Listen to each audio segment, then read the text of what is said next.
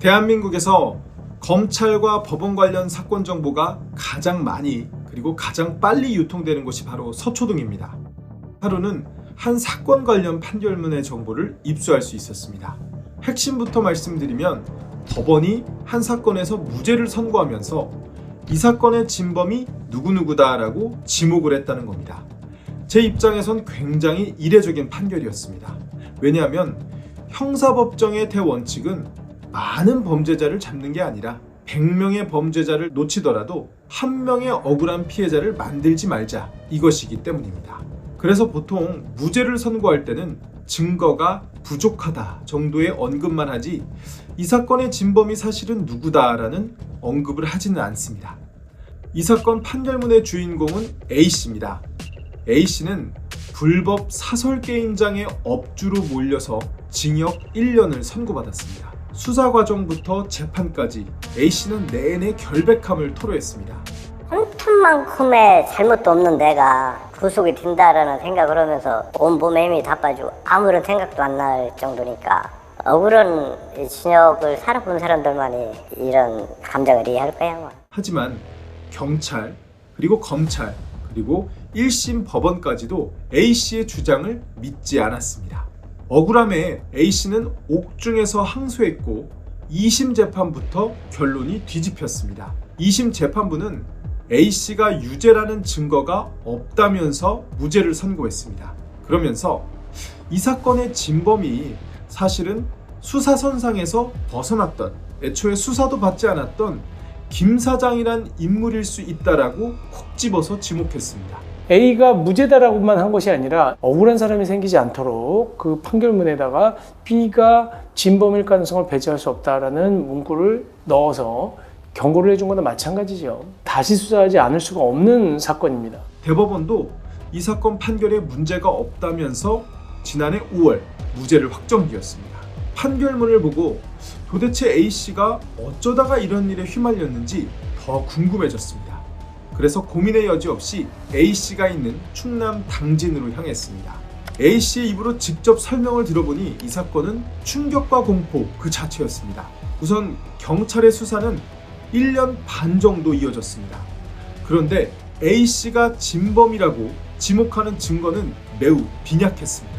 제가 수사 기록을 입수해서 살펴보니 불법 게임장의 종업원들도 공범으로 함께 기소가 됐는데 이 사람들 중에 한 명도 A씨가 이 사건 게임장의 실소유주라고 진술한 적이 없었습니다. A씨가 불법 게임장의 소유주라고 지목한 인물이 딱 한 명 있었습니다.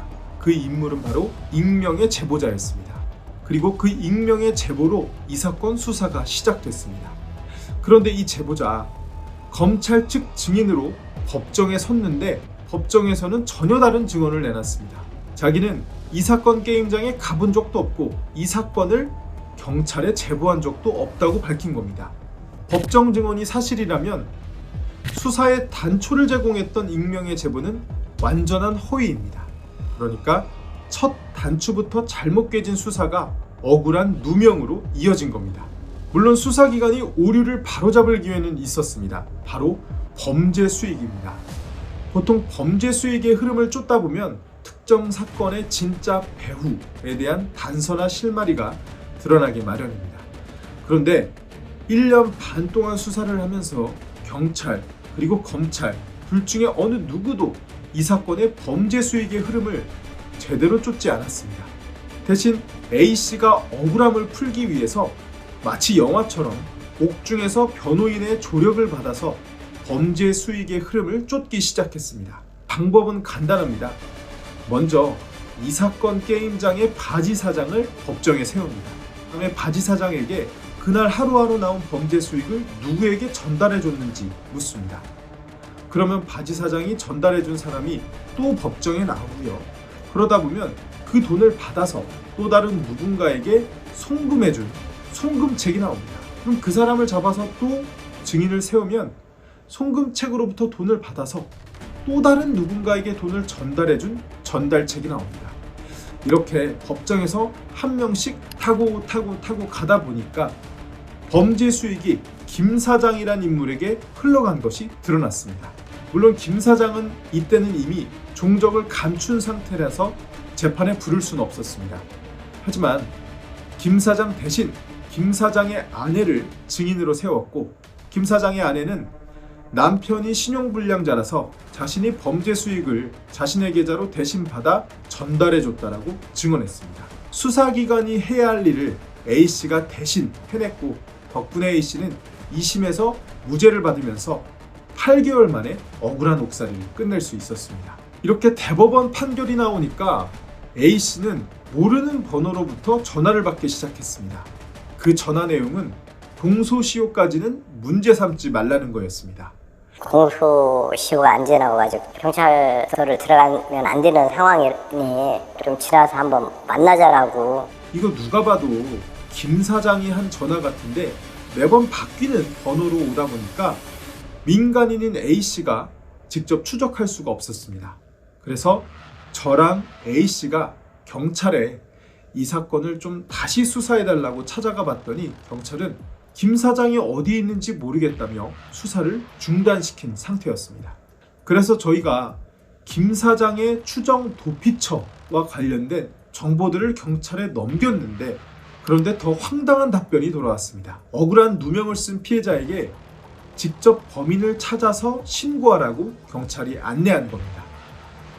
제가 처음 이 사건 취재를 할 때만 해도 제가 기자임을 밝히지 않고 서울에서 내려온 먼 친척 관계 정도로 저를 소개했습니다.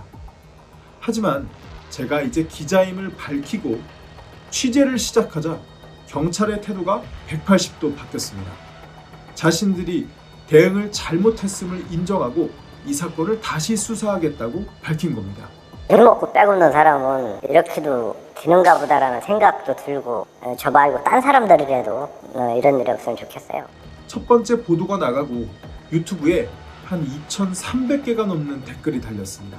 댓글 중에 눈길이 가는 건 이제 앞으로 수사권 조정을 해서 경찰이 수사권을 줄 텐데 정말 우리 괜찮은 거냐라는 내용의 댓글이었습니다. 그런데 이번 사건의 한정에서 A씨의 억울한 옥살이의 책임이 경찰에만 있는 것은 아닙니다.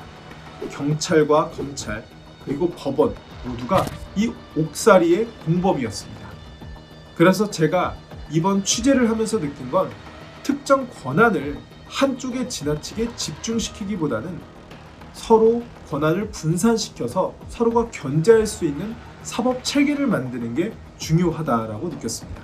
지금의 수사권 조정 방향은 특정 주체에게 권한을 집중시키는 것이기 때문에 올바른 방향이라기보다는 오히려 역행하고 있는 것 아닌가, 이런 생각이 들지 않을 수 없었습니다.